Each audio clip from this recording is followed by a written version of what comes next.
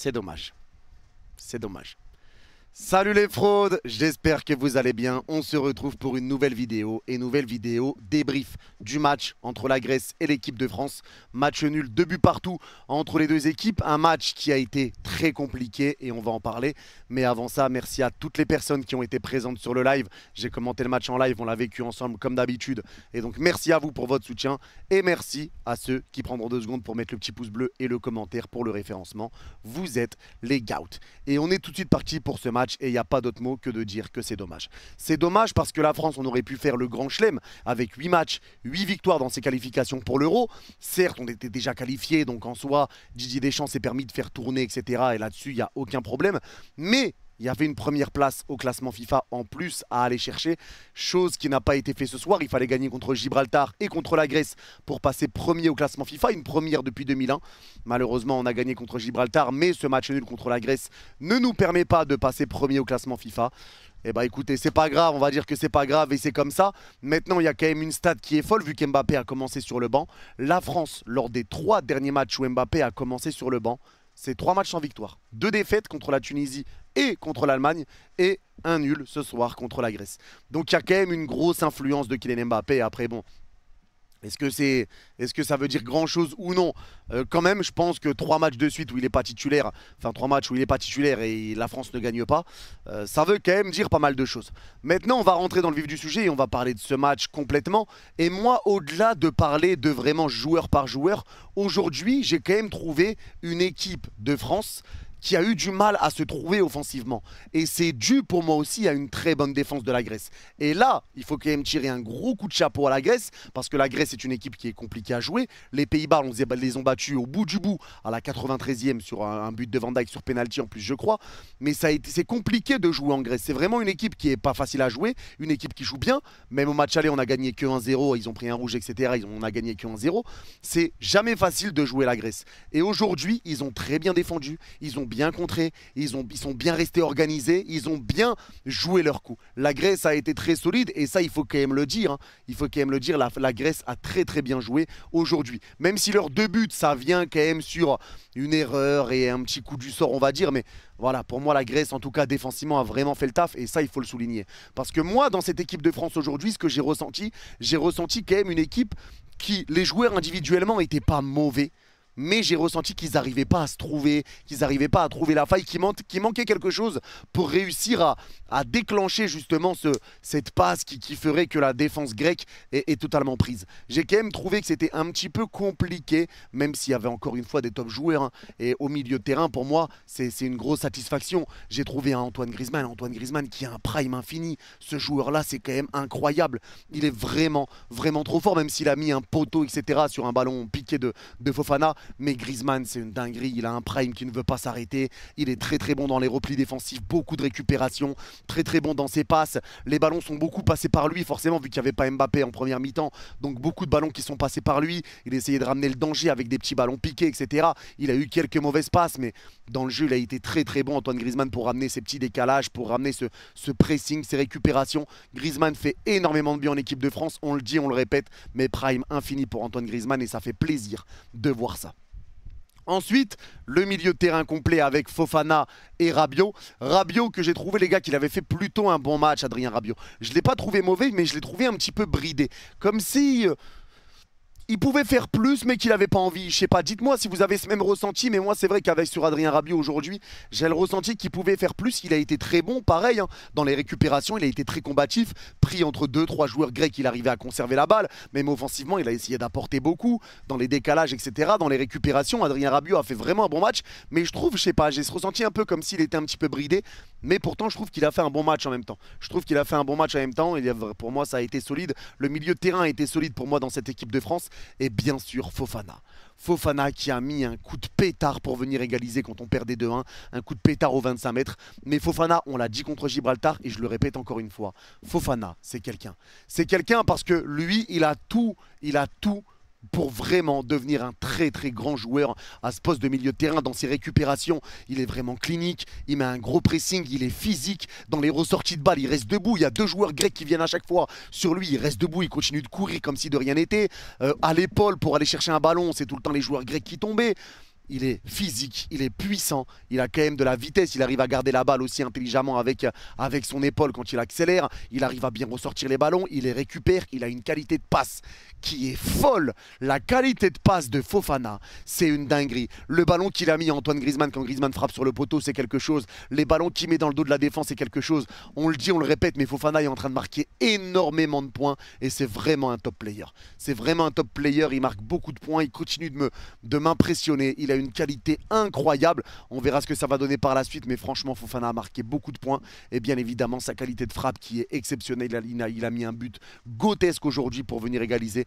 Gros match de la part de Fofana et il faut le souligner, il avait déjà fait une bonne entrée contre Gibraltar en remplaçant Warren Zaïre-Emery, mais là il continue de le prouver face à une très belle équipe grecque. Je le rappelle, hein, la Grèce qui a, à chaque fois qu'on avait la balle aux 25 mètres, il y a 2 joueurs qui sortaient sur le porteur, etc. C'était quand même compliqué, mais Fofana vraiment a réussi à très bien sortir son épingle du jeu. Je vais passer sur les attaquants maintenant et je vais parler de Kolo Muani. Alors Kolo Muani, vous le savez, hein, joueur de mon club, le Paris Saint-Germain. Kolo Muani, c'est un joueur qui a énormément de déchets et encore une fois aujourd'hui, c'est lui qui a ouvert le score. Il a mis un très beau but dans un angle fermé, mais il a beaucoup de déchets. Maintenant, il faut quand même souligner quelque chose et il faut en parler, c'est les efforts que fait Kolo Muani. Kolo Muani fait énormément d'efforts, Kolo Muani se donne beaucoup. Et je pense que ça paiera tôt ou tard. Ça va payer tôt ou tard parce que ça se voit que Kolo se donne, que Kolo fait énormément d'efforts. Les efforts de Kolo, on ne peut pas les enlever. Mais il a beaucoup trop de déchets. Ses contrôles sont pas bons, ses passes sont pas bonnes. Sa vision de jeu, c'est un petit peu délicat de temps en temps. Ses passes ne sont pas bonnes. Ses décisions, tout ça. Kolo Muani, c'est quand même compliqué, mais on voit qu'il a envie de réussir. On voit qu'il a envie de s'imposer. Il essaye de faire, il se donne beaucoup. Il se donne beaucoup. Malheureusement, pour l'instant, ça ne paye pas. Il y aura des choses, il y a des choses à retravailler avec lui, très clairement. Beaucoup de déchets. Maintenant, il a été buteur aujourd'hui. On espère que ça va lui faire du bien pour la suite.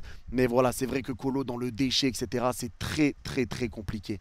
Olivier Giroud, qu'on n'a pas beaucoup vu aujourd'hui non plus. Forcément, la Grèce défendait très bien, ils étaient très bien alignés. Et Giroud, même s'il a été passeur décisif sur le but de Kolo Muani, justement, sur sa très belle remise en étant dos au but, il n'a pas beaucoup pesé aujourd'hui, Giroud. Il n'a pas été beaucoup trouvé non plus. Faut dire ce qui est. Il n'a pas été beaucoup trouvé, mais c'était compliqué face à une équipe, encore une fois, très bas, très bien alignée, qui essayait de contre-attaquer plutôt. Mais voilà, ils ont été trop bien disciplinés. Ça a été difficile de trouver Giroud, même sur des centres. Donc Giroud, j'ai pas envie de dire flop, mais j'ai envie de dire qu'on l'a pas beaucoup trouvé. Ça a été compliqué. Forcément, il a un style de jeu un peu dos au but, etc. Donc face à une équipe qui est bien très bas, très bas, et qui jaillit sur toi dès que tu as la balle, c'est quand même compliqué. Il y a quand même des fois, on a essayé de le trouver, mais les passes manquaient de puissance. Donc voilà, Giroud, on n'a pas réussi à le trouver aujourd'hui. J'ai pas envie de dire flop, mais pour moi, c'est Giroud. On n'a malheureusement pas réussi à le trouver. Ousmane Dembélé sur le côté, et Ousmane Dembélé, les gars, pour moi, ça va être un petit peu spécial, parce que Dembélé, certes, ne fait pas un très bon match aujourd'hui, et je le dis encore une fois, même si je suis parisien, Kingsley Coman doit être titulaire dans cette équipe de France, parce que l'entrée que fait Coman, elle est quand même incroyable, elle est quand même très belle. Coman fait une très belle entrée, ça a vraiment été très solide, et Coman pour moi ça reste au-dessus d'un Ousmane Dembélé en équipe de France. Coman fait beaucoup de bien, Coman ramène un peu cette sérénité, il est capable de dribbler, il est rapide, hein, les 1 contre 1 il est quand même très solide, il a une bonne frappe, il a une bonne qualité de passe. Donc Coman marque des points pour moi, Coman marque des points dans cette équipe de France et Coman doit être ce titulaire. Mais là pour moi Ousmane Dembélé, encore une fois lui c'est un petit peu comme Kolo Muani, il y a un petit peu trop de déchets. Il y a un petit peu trop de déchets, mais maintenant j'ai pas envie encore une fois de dire aujourd'hui que Dembélé a fait un mauvais match, puisque c'est défensivement que la Grèce a été solide et que nous on n'arrivait pas. Pour moi c'est vraiment collectif, pour moi il n'y a pas de flop réel plus que ça. Mais c'est vraiment collectif, ça a été dur de trouver des solutions offensives parce que collectivement on n'arrivait pas à se trouver. On jouait beaucoup, ça part à gauche, milieu, à droite, on repart dans l'axe, on repart à gauche, on repart dans l'axe, on part à droite. C'était un peu compliqué, on avait du mal juste à déstabiliser cette défense grecque. Ça a été compliqué, Dembélé, il y a eu du bon, il y a eu du moins bon, il y a eu du déchet encore une fois, il y a eu du Dembélé. Il y a eu du Dembélé forcément, il y a eu du Dembélé, mais voilà, ça a été, c'est pas un bon match, hein, Ousmane, je suis pas en train de dire qu'il a fait un bon match, c'est pas non plus un flop pour moi, mais voilà, il n'a pas été bon, il n'a pas été non plus répugnant, mais voilà, il n'a pas apporté grand chose. Et pour moi, l'entrée de Kingsley Coman a complètement éteint le match de Ousmane Dembélé. Après, c'est peut-être lié au fait qu'il y avait Jules Koundé sur le côté droit. Koundé, moi je le répète, en équipe de France, latéral droit, c'est compliqué. Koundé en plus n'aime pas jouer à droite. Il jouait à droite avec le Barça, il s'est plaint. Et là, il fait un début de saison excellent en défense centrale. Il est excellent en défense centrale, Jules Koundé, avec le Barça depuis le début de saison. Là, on le met à droite, un poste qu'il n'aime pas et un poste où en équipe de France, il est vraiment pas bon. Là, les combinaisons, ça a été compliqué avec Dembélé, même s'il a été trouvé de temps en temps. Sur le deuxième but, il se prend un petit pont, mais voilà, bon. Il rate son duel, il se prend un petit pont, on prend le deuxième but là-dessus. Mais sinon, Dembélé sur la première mi-temps et même avant tous ces buts de la Grèce quand ça poussait vraiment, j'ai trouvé quand même un Jules Koundé qui était assez serein défensivement, qui essayait d'avancer un petit peu, mais qui manquait d'impact offensif justement et ça laissait très souvent Dembélé tout seul. Dembélé pouvait pas réellement faire ce qu'il voulait vu qu'il n'avait pas très souvent l'appui de Jules Koundé. Mais voilà, on sait que Koundé ne veut pas jouer à ce poste-là. Ça a été un petit peu compliqué pour lui. Ça n'a pas été son meilleur match, ça n'a pas été son pire non plus à Koundé, hein. Clairement, même si on prend ce deuxième but sur un petit pont, etc. Mais pour moi, ça n'a pas été le pire match de Koundé.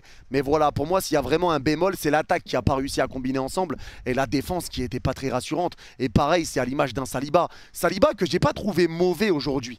Intrinsèquement, Saliba dans le jeu n'a pas été mauvais, mais je l'ai trouvé pas rassurant. Je ne l'ai pas trouvé rassurant sur son choix de sortir sur les attaquants grecs, dès qu'ils avaient la balle. Ils ne sortaient pas au bon moment. Je ne l'ai pas trouvé serein sur ses récupérations. Je ne l'ai pas trouvé serein balle au pied. Je ne l'ai pas trouvé serein dans ses relances. J'ai trouvé un Saliba un petit peu paniqué. Il perdait la balle, il était pas loin de perdre le ballon, de faire des cadeaux aux Grecs, etc. J'ai trouvé quand même un Saliba un petit peu paniqué aujourd'hui. Maintenant voilà, on va pas tirer non plus la sonnette d'alarme les gars, c'est le dernier match sûrement de l'année pour l'équipe de France. Et forcément, tu remplaces Upamecano, Konaté, y a du monde qui n'était pas là, tu fais tourner un petit peu. C'est une équipe qui joue pas très souvent ensemble, il n'y a pas Mbappé, tout ça. C'est une équipe qui doit se trouver face à une très belle équipe grecque encore, je le répète. Mais voilà, il y a eu beaucoup de changements. Didier Deschamps a voulu faire tourner un petit peu et ça se comprend. Ça se comprend, même s'il y avait une première place au classement FIFA à aller chercher. On est déçu de ne pas faire le grand chelem avec un 8 sur 8, on fait ce nul aujourd'hui. Mais voilà, on est quand même tombé face à une belle équipe grecque. Mais c'est vrai qu'il y a eu quand même un petit peu quelques échecs. J'ai trouvé quand même un Théo Hernandez très très bon sur le côté gauche. J'ai vraiment bien aimé le match de Théo Hernandez encore une fois. Et un Lucas Hernandez défensivement qui a été plus ou moins bon, ça dépendait des moments, mais Lucas Hernandez des fois faisait un petit peu peur aussi. Le premier but qu'on prend d'ailleurs c'est de sa faute, il veut récupérer une touche, il dégage sur un attaquant grec, ça revient dans notre surface et ça ramène le but. Donc forcément Lucas Hernandez peut-être pas le plus serein non plus. Mais bon, après, je pense que pour moi, là, aujourd'hui, c'est plus une question globale. C'est plus une question de collectif. C'est le collectif qui a eu du mal un petit peu à se trouver. C'est le collectif qui a eu du mal à jouer ensemble. Et même l'entrée d'Mbappé. L'entrée d'Mbappé, pour moi, n'a pas été très bonne, même si à la fin, il fait un gros déboulé où il frappe sur la barre, mais pour moi l'entrée d'Mbappé n'est pas bonne. Mbappé fait pas une bonne entrée, il perd quand même pas mal de ballons, il a des ballons, il le pousse en 6 mètres, les centres sont déviés, ses passes sont déviées, il fait des mauvais choix, des mauvaises passes, des mauvais centres. L'entrée d'Mbappé a pas été bonne non plus. Après je pense que clairement rentrer dans un match comme celui-là c'est pas facile non plus, mais voilà, Mbappé est quand même aussi une entrée vraiment qui a été compliquée, très compliquée, l'entrée de Kylian. Par contre Klose a montré encore une fois pour moi que Klose sur le côté droit, son entrée a quand même été bonne. Il a mis des bons centres, et voilà, il a récupéré des ballons, il a essayé de presser, etc. L'entrée de Klose a été bonne, et c'est pas parce que je suis parisien que je vais pas le dire, mais Klose pour moi son entrée n'est pas mauvaise. Alors il n'a pas été grandiose, hein, mais il a été bon. Il a été bon. Il a été bon et pour moi, il y a déjà vraiment match de savoir est-ce que Klose mérite de commencer les matchs titulaires. Maintenant, on sait qu'il a quelques lacunes défensives. Ça, c'est une réalité. Maintenant, sur certains matchs, moi, je pense que Klose peut vraiment faire du bien. De temps en temps mettre Pavard, de temps en temps mettre Klose. Mais en tout cas, on voit hein, l'entrée de Klose, que Klose a clairement fait un meilleur match que Jules Koundé. C'est son poste en même temps. Il est habitué à jouer là. Mais voilà, Klose, j'ai quand même aimé son entrée. Il a fait une bonne entrée et on aurait pu trouver la faille. On aurait pu trouver la solution pour mettre le 3-2. Malheureusement, ça n'a pas été le cas. Maintenant, c'était un match compliqué, on le sait, hein, la Grèce, c'est pas facile à jouer. C'est une équipe qui a quand même du ballon, c'est une équipe qu'il faut quand même respecter. Ils ont quand même été bien disciplinés, ils ont été très solides défensivement. Nous, on est venu avec une équipe remaniée qui a eu du mal à se trouver un petit peu. On arrivait à conserver la balle, on a eu des situations quand même. Mais voilà, on a essayé de garder la balle, mais ça a été un petit peu dur. Bon, pour moi, mention spéciale pour le milieu de terrain que j'ai trouvé excellent. J'ai vraiment trouvé un très très bon milieu de terrain. Griezmann, prime infini pour moi, avec Fofana qui a été top. La défense faisait un petit peu peur, quelques inquiétudes de temps en temps. Koundé forcément qui n'était pas très à l'aise à son poste. Théo Hernandez qui a été très bon. Et bah l'attaque après qui a été compliquée avec des joueurs qui ont beaucoup de déchets. Forcément quand à droite t'as Dembélé, à gauche t'as Kolo Muani et que tu sais que c'est deux joueurs qui ont beaucoup de déchets, et bah ça devient compliqué. Surtout si tu mets pas Dembélé dans de bonnes conditions avec un latéral droit qui vient l'aider, qui vient jouer avec lui. C'est directement forcément beaucoup plus dur. Mais en tout cas voilà, on n'a pas perdu. On va dire que l'essentiel est là. L'essentiel est là. C'est dommage qu'on fasse pas le grand chelem. C'est dommage qu'on prenne pas cette première place au classement FIFA. Mais en tout cas, ça fait plaisir de voir l'équipe de France jouer comme ça. On continue sur le bon chemin. Et pour moi, je pense que pendant l'Euro, on a hâte de l'Euro. On vivra le tirage au sort ensemble d'ailleurs. Mais cet Euro, pour moi, il sera remporté par les Bleus. J'ai totalement confiance en cette équipe. Et je pense qu'on sera clairement prêt pour l'Euro. Et on sera, comme d'habitude, très compliqué à battre, très compliqué à jouer. Mais en tout cas, on sera là à fond et on espérera remporter cet Euro. Ça ferait beaucoup de bien. Merci à vous en tout cas d'avoir suivi ce débrief. Je rappelle qu'on sera en live à minuit 45. Donc en fonction de quand vous voyez ce débrief, si vous le voyez dans la première heure, on sera en live pour Brésil-Argentine, le gros choc sud-américain pour les qualifs Coupe du Monde. En tout cas, ceux qui ont regardé le débrief jusqu'à la fin, n'hésitez pas à mettre balayette en commentaire et je comprendrai que vous avez regardé le débrief jusqu'à la fin. Prenez soin de vous et à bientôt. Bye bye.